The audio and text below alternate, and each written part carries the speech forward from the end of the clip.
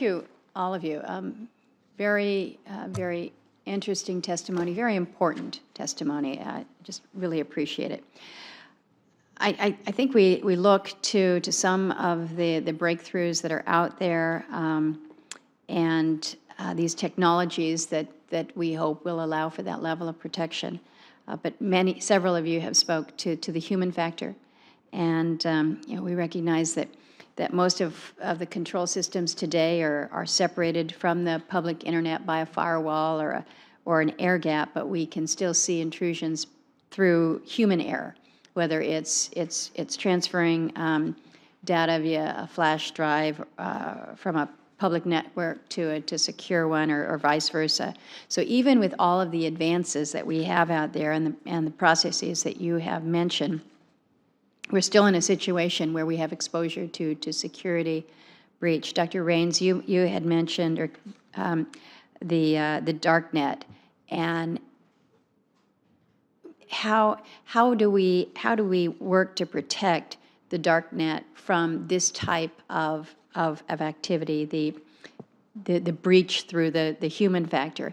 And then I also want you, Dr. Earle, to speak a little bit. You mentioned the quantum technology that I had raised in my opening, and you have suggested that a quantum-protected network will create an impenetrable shield around our grid's communication channels. But does that apply to the insider threats as well? So I'm interested in this aspect. Technology is great.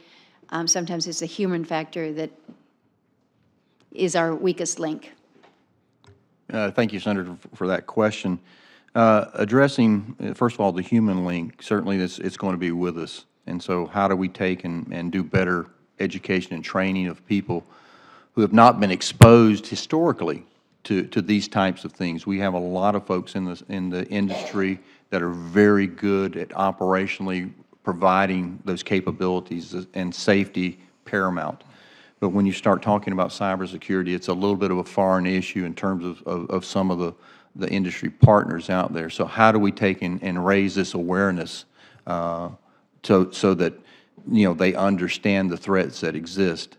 Additionally, from a standpoint, making sure that the systems are patched, updated. These are mainly IT-type systems that are being utilized. So there are steps that we can take from that standpoint to help out the industry.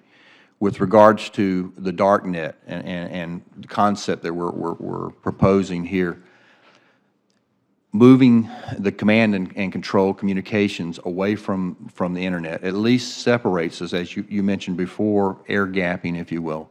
There are exploits that get across air gaps, as we know. But having a separate control and communication capabilities via these fibers, as was mentioned by Dr. Earle, will give us some enhanced capabilities to understand and immediately determine if there was any type of exploitation that may hit.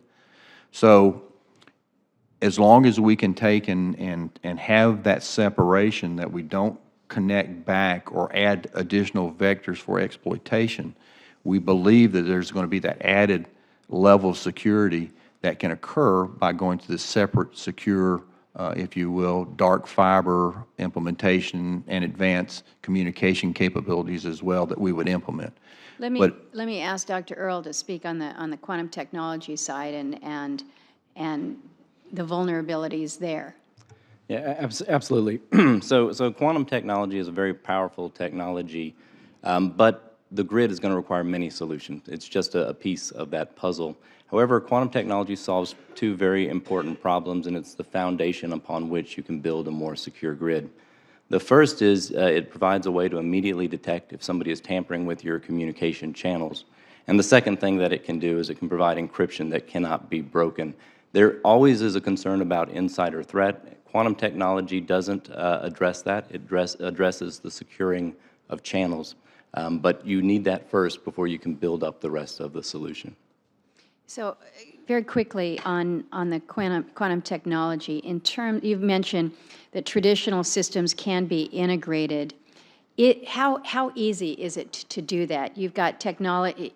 Does the technology need to be built into the grid during its development, or is it relatively easy to add it to existing structure. We can retrofit it, and we argue that it's actually easier than other approaches that we might use for the internet for securing and establishing secret keys among devices. So it is very grid-centric. It is very easy to implement and retrofit. Okay. Senator Cantwell.